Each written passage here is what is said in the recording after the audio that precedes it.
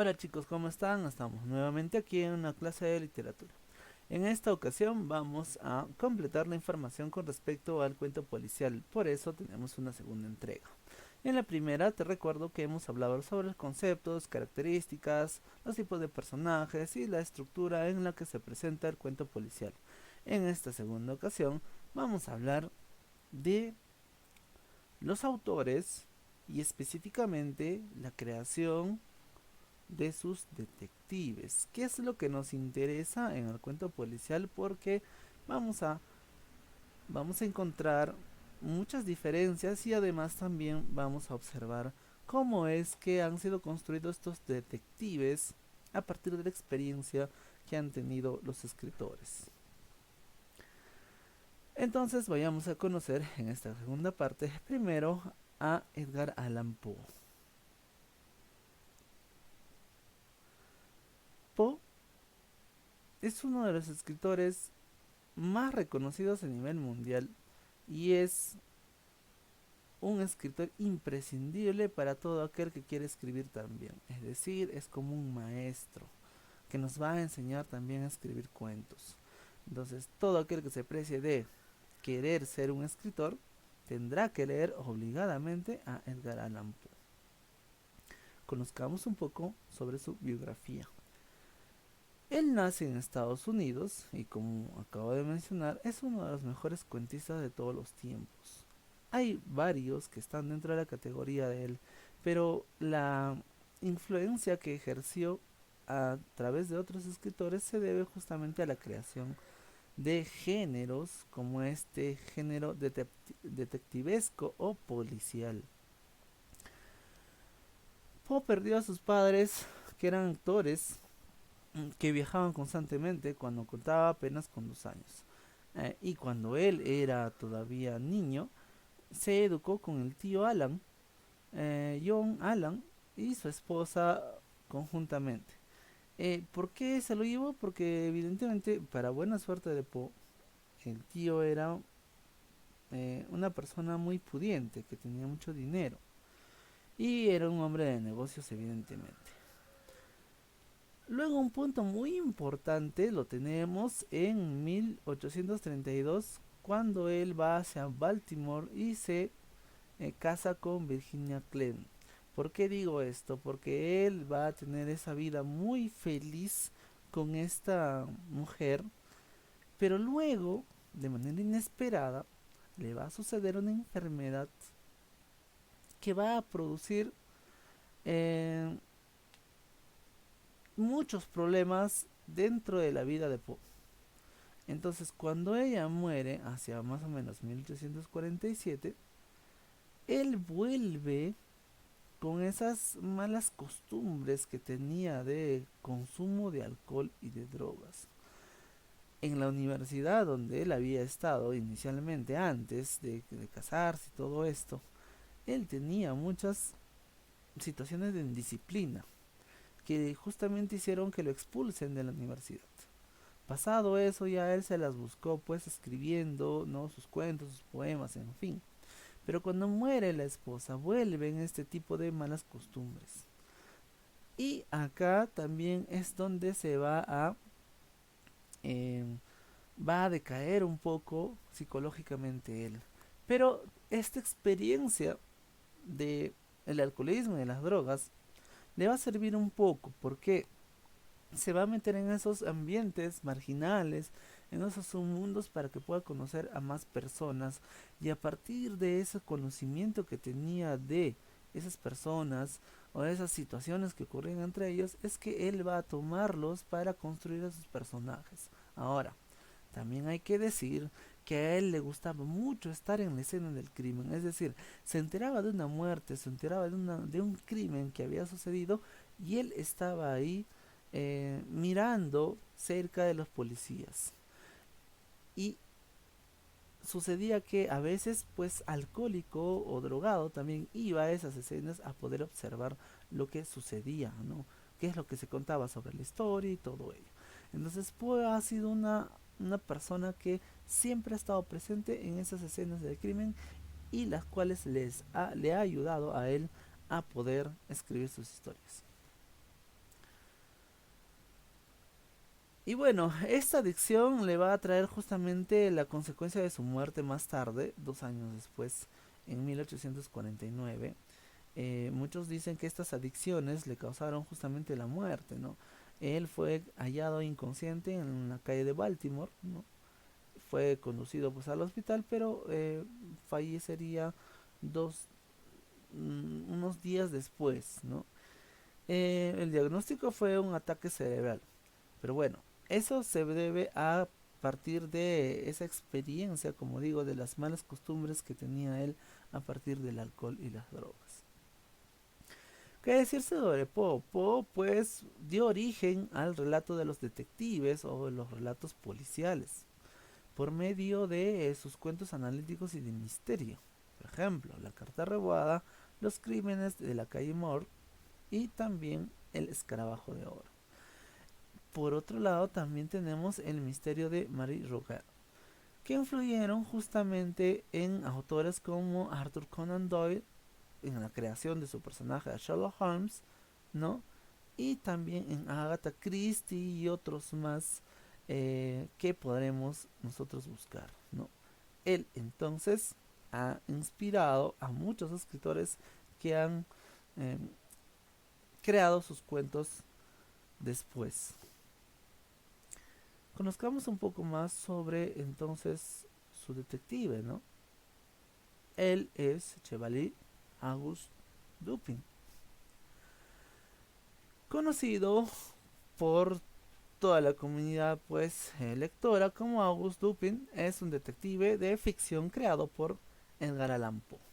Ahora, ¿cómo aparece Dupin? Dupin aparece por primera vez en los asesinatos o los crímenes de la calle Morgue en 1841. ¿Qué se narra acá? Se narra la investigación sobre el asesinato de dos mujeres ocurrido en París en una habitación cerrada por dentro. Este detective, ¿no?, debe enfrentarse además a las extravagantes, es decir, raras y sangrientas características del crimen, muy del gusto de la novela gótica que estaba de moda por esos entonces. Ahora explico un poco esto. Sucede que las marcas que estaban dentro de los cuerpos de estas dos mujeres eran marcas que un ser humano no podía haber dejado. Entonces Auguste Dupin justamente tiene esa, ese razonamiento de decir que no eran marcas humanas, que un ser humano no pudo haber realizado ese tipo de marcas dentro del cuerpo de las mujeres. Entonces, eso eran indicios que le permitían deducir quién pudo haber sido. Entonces tú pensarás, ¿quién pudo haber, por ejemplo, hecho esas marcas? Porque él encontró esos rastros dentro del cuerpo que no parecían hechas por la fuerza, dice, de un ser humano, ¿no? Y evidentemente nosotros nos enteramos después que el que había asesinado había sido un orangután que se había escapado, ¿no? En el siguiente cuento, el misterio de Marie Jouget, ¿no?, en el que se cuenta justamente la desaparición de la que atendía en una perfumería, ¿no? Descubren pues el cadáver en el río Sena y las investigaciones eh, las hace justamente Dupin, pero a partir de notas periodísticas, ¿no? Entonces otra vez acá Dupin se va a valer de pistas, pero ya no de las cuales él haya visto, sino de otros. Y en la última, en la carta robada, va a narrarse cómo es que Dupin encuentra y recupera una carta personal que compromete a una dama relacionada en las altas esferas de la política francesa, haciendo gala de un método basado en el análisis de datos existentes, el encuentro de elementos significativos, es decir, indicios, que compila para ofrecer una explicación particular, es decir, un método analítico, sintético y de tipo abductivo. ¿Qué quiere decir esto? Que yo veo ahí pistas dentro de la escena del crimen que nosotros ya hemos visto ya en la clase anterior. Y esas pistas yo las tengo que analizar, todas las pistas que puedo encontrar, cada una. Voy viendo los detalles Y después de haber visto todos los detalles de las pistas, hago un resumen de qué es lo que pudo haber pasado ahí, ¿correcto? Por ejemplo, si yo veo que ha habido una persona que se ha supuestamente suicidado, ¿no? Veo sangre, veo un cuchillo, una pistola, ¿no? Muy bien. Ahora, lo otro que puedo ver, por ejemplo, es y enterarme, ¿no? Preguntando a los familiares del que se ha suicidado, qué mano manejaba mejor? Entonces, si me dicen que manejaba la mano derecha, mejor. Y yo encuentro que se había disparado por el lado izquierdo de la cabeza, o se había matado por el lado izquierdo del cuerpo, ¿correcto? Entonces luego observo, si él era una persona que manejaba mejor la mano derecha, ¿cómo es posible que se pudo dar un tiro perfecto por el lado izquierdo? Evidentemente no, de ahí, después de haber recogido esas pruebas, ¿no? Es decir, ¿cómo cayó el cuerpo en el piso? Uno, dos, la dirección de la sangre, hacia dónde se fue la sangre, ¿correcto? Tres, cómo es que entró la bala o el cuchillo por la cabeza, por ejemplo, ¿no? Y cuatro, ¿qué mano más dominaba la persona? ¿Por qué digo la mano? ¿Por qué? Porque si se suicidó, el que se suicida tiene una forma de hacerlo, ¿no? Y entonces todas esas pistas me hacen deducir algo. Es decir, hacer un análisis sintético abductivo. ¿Qué quiere decir abductivo? Deducir, ¿ya? ¿Qué deduzco? Que él no se suicidó, sino que lo mataron, ¿no? Porque la bala entró por el lado izquierdo, o el cuchillo entró por el lado izquierdo. Y para tener la fuerza para que una persona se suicide dominando solamente la mano derecha, no pudo haberlo hecho. Porque si yo no domino la mano izquierda, quizá no pude haber hecho un tiro perfecto o meter el cuchillo por la cabeza de manera perfecta, ¿no? Y bien, eso todo me puede dar indicios para deducir. Sigamos. Entonces August Dupin justamente hacía eso, ¿no? Recopilar todas las pruebas para poder hacer ese análisis, luego el resumen de sus análisis y deducir qué es lo que pudo haber pasado. Pasamos a Arthur Conan Doyle. La vida de Arthur Conan Doyle ha sido dentro de una familia escocesa que le ha permitido estudiar en la Universidad, ¿no?, de Edimburgo, Alemania, y él concluye una carrera de medicina, un tanto contradictorio con el hecho de que haya escrito, ¿no es cierto? Porque podemos observar que no tiene mucha relación el hecho de haber estudiado medicina y haber escrito obras. En 1876 comenzó la carrera de medicina en la Universidad de Edimburgo, ¿no?, donde conoció al médico forense Joseph Bell.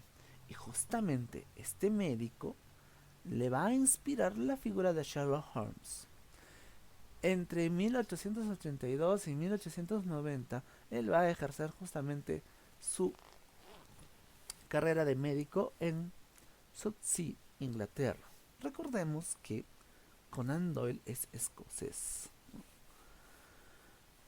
En 1887 publicó una novela de intriga, Estudio en Escarlata, que se convertiría en el primero de las 68 relatos en los que va a aparecer uno de sus detectives literarios más famosos de todos los tiempos, en este caso Sherlock Holmes.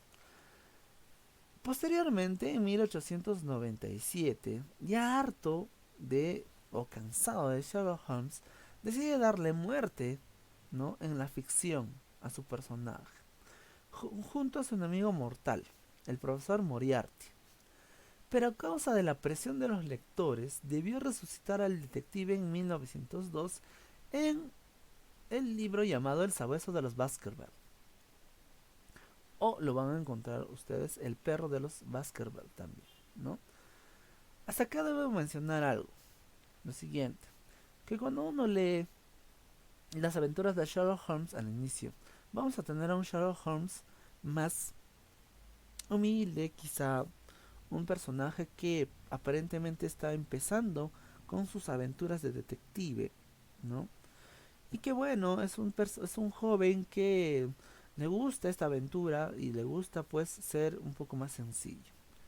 Pero cuando publica el Sabueso de los Baskerville, nosotros vamos a tener acá a otro Holm, es decir, a un Holm que ya parece ser de la aristocracia, es decir, de la clase alta, un poco más exquisito, ¿cierto? Más sarcástico, más irónico, más antisocial también, un tanto misógino, es decir, que le, le gustaba estar pues eh, a veces un tanto en contra de las mujeres, ¿no? De alguna manera, ¿no? En fin. Entonces, todas esas características que no le había tenido en la primera parte de las aventuras, ahora la va a tener, ¿no? Por otro lado, los conocimientos de medicina de Conan Doyle le van a permitir, por ejemplo, que su personaje, Sherlock, sea un personaje que justamente haga muchas deducciones a partir de la medicina. Es decir, en la forma del cráneo, en la forma en cómo se encontraba la mano, los ojos, la nariz, ¿no? En fin, todo ello. Cuántos días, por ejemplo, él podía decir cuántos días estaba muerto ya esa persona, ¿no? A partir de ciertos rasgos, ¿no? En fin, todo ello son conocimientos de la medicina que lo va a aplicar también en muchos de sus cuentos en las aventuras de Sherlock Holmes. Muere en Crowbridge, ¿no? En Inglaterra en 1930 con 71 años de edad en un ataque al corazón. Hay que decir también que Conan Doyle sufrió la pérdida de uno de sus hijos que también le llevó a que tenga una vida bastante sufrida. La primera de sus esposas también muere, él se vuelve a casar, ¿no? Y bueno, tiene una vida de esa manera trágica. Vamos a conocer ahora a su detective Sherlock Holmes. En este caso es un personaje creado en 1888, ¿no? Y es un detective asesor. Hemos visto nosotros que en la literatura detectivesca tenemos varios tipos de personajes que investigan. Es decir, algunos que son aficionados, como Sherlock Holmes, por ejemplo, otros que son los mismos policías y otros que habían estudiado para ser detectives, ¿no? Entonces, en este caso, él es un aficionado que ayuda justamente a la policía en ciertos casos también. Él aparece a finales del siglo XIX, como había mencionado, 1887. Destaca por su inteligencia. Es muy hábil al momento de observar y su razonamiento deductivo para resolver los casos. Como dije, a Sherlock no se le escapa ningún detalle. Hasta un papel higiénico puede ser una prueba para Sherlock Holmes. Es protagonista de una serie de 4 novelas y 56 relatos de ficción que componen, por ejemplo, el canon holmesiano, es decir, todas las aventuras de Holmes, ¿no? Publicadas en su mayoría en Strand Magazine. Sherlock Holmes, en un principio, ¿no? Iba a ser llamado Sherringford, ¿no? Es, según se describe, alto, delgado, frío, irónico, ingenioso e intelectualmente inquieto. ¿Qué quiere decir esto? Que no se satisface solamente con lo que ve, con lo que tiene, sino que va más allá, ¿no? En búsqueda de eh, más aventuras y también más indicios, más pruebas, en fin. El primer caso en el que Sherlock interviene de joven, según se cuenta justamente su amigo Watson, es la aventura que tiene que ver con la corbeta Gloria Scott, en el cual ayuda a un amigo a resolver un mensaje codificado. Doyle basó el método deductivo de su personaje en el proceder de uno de los profesores de Edimburgo, como había mencionado, de Infimar, donde estudió medicina. Este profesor se llama Joseph Bell justamente. Bien, entonces hay que tener muy en cuenta las características de Holmes. Holmes ha sido uno de los personajes que ha influenciado y de entre los 3 detectives que vamos a ver, el mejor de los detectives, ya que él ha sido muy observativo en sus casos, ¿no? Como decía, la forma de caminar, la forma de agarrar un objeto, las boletas, las facturas, eh, ¿qué más? La forma de peinarse, por ejemplo, o los objetos que tenía una mujer o un varón dentro del bolsillo, dentro de la cartera o la mochila, eran muy importantes para Sherlock Holmes para poder descubrir el enigma que tenía el caso, por ejemplo, o el misterio que tenía el caso. Nada se le escapaba a Holmes y es por eso que es considerado como uno de los mejores detectives. Por otro lado tenemos a Agatha Christie. En el caso de Agatha vamos a tener a una mujer que es una autora inglesa y que también ha vivido una buena vida, ¿no? En este caso, pues, eh, ha sido una hija de una persona que alquilaba sus bienes, ¿no? Y que tenía un negocio muy próspero. Ella se queda huérfana más o menos a los 11 años de edad, pero eso no va a evitar que pueda tener una educación muy buena, ¿no? Hasta la adolescencia y después eso le va a permitir también estudiar canto en París. Ahora, hay que decir, por ejemplo, que ella sufría de depresión, sufría de cuadros psicóticos, ¿no? Por ejemplo, cuando pierde al primer marido, porque él se va pues con otra persona, y eso hace que ella pues se desespere, prácticamente llegue casi hasta la locura, ¿no? Fue diagnosticada y tratada para que pueda calmar justamente esa enfermedad que tenía a nivel mental. Sin embargo, pues vemos que ha sido una de las mejores escritoras también que nos ha dado el mundo. Se dio a conocer en 1920 con el misterio de su caso de Style, ¿no?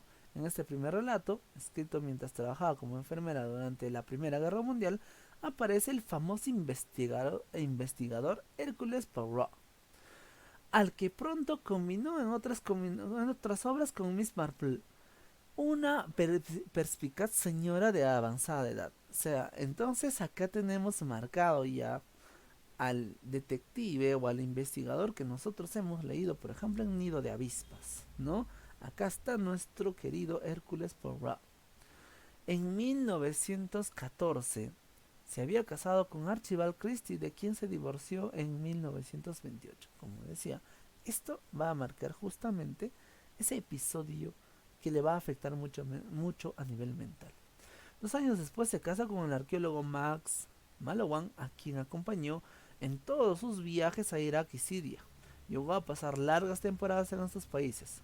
Justamente estas estancias, es decir, el hecho de haber viajado a estos lugares, le van a inspirar varios de sus centenares de novelas posteriores, como por ejemplo El asesinato en Mesopotamia, La muerte en Hilo o La cita con la muerte, ¿no?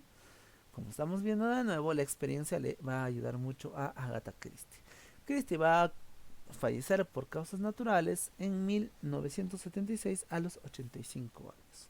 Conozcamos un poco sobre Hércules Poirot. Hércules, según Agatha Christie lo ha creado, es un detective de nacionalidad belga, es decir, nacido en Bélgica. Junto con Miss Marple, es uno de los personajes más famosos creado por la escritora y es el protagonista de 33 novelas y 50 relatos cortos publicados entre 1920 y 1975. Ahora, Hércules ha sido un personaje que muchos dicen que ha sido inspirado en estos dos detectives y ha visto antes, ¿no? Uno se llama Hércules Poupou de Marie Belloc Lund y el otro Missy Pogo de Frank Holland Evans, un oficial de policía jubilado francés que vive en Londres. Estos dos, tanto Poupou como Poirot, ¿no? Han sido inspiración para el personaje de Agatha Christie, ¿no? Bien, la primera aparición de Hércules fue en el misterioso caso de Style, como lo había mencionado, en 1920. y su última aparición fue en la novela Telón, publicada en 1975, un año antes de la muerte de Agatha Christie. Ahora, según lo describe Agatha Christie, era un hombrecillo de poca estatura, rollizo, que quiere decir gordito, ¿no? De cabeza de huevo, y un impresionante bigote, ¿no? Ese bigote era de orgullo de él, ¿no? Se sentía muy orgulloso de ese bigote. Eh, es un detective, además, que tiene siempre mucho trabajo, ¿no? Es un detective, ojo, retirado también, y que le gusta mucho resolver los misterios que le atraen, ¿no? Como hemos visto nosotros, por ejemplo, en el nido de avispas. Él no tenía, pues, la obligación de resolver o de anticiparse al crimen que iba a cometer Harrison. No, simplemente por un gusto por la investigación o por el misterio es que él va, ¿no? Y evita que se pueda suceder la muerte de Langdon, ¿no? Y también el suicidio de Harrison. Sin embargo, acá vamos a ver también que Agatha Christie va a matar a su personaje en una de las novelas conocidas como El Telón, ¿no? Como muere por una complicación en el corazón, algo parecido a un ataque cardíaco, ¿no? Y lo va a matar ahí. Entonces, hay que también, pues, hay que también señalar que Hércules es un detective que también se deja llevar por esas instancias deductivas. Si algo en común tienen los tres es que deducen mucho, ¿no? Y generalmente, por ejemplo, Hércules eh, trata de que no sea tan violento esto o trata de anticiparse a la escena como hemos visto ya en Nido de Avispas. Los otros dos también igual, pero a veces llegan ya cuando la escena del crimen se ha dado, ¿no? Entonces hay muchas diferencias y hay muchas similitudes entre estos detectives. Bien, les recuerdo una vez más cómo es el esquema del relato policial, ¿no?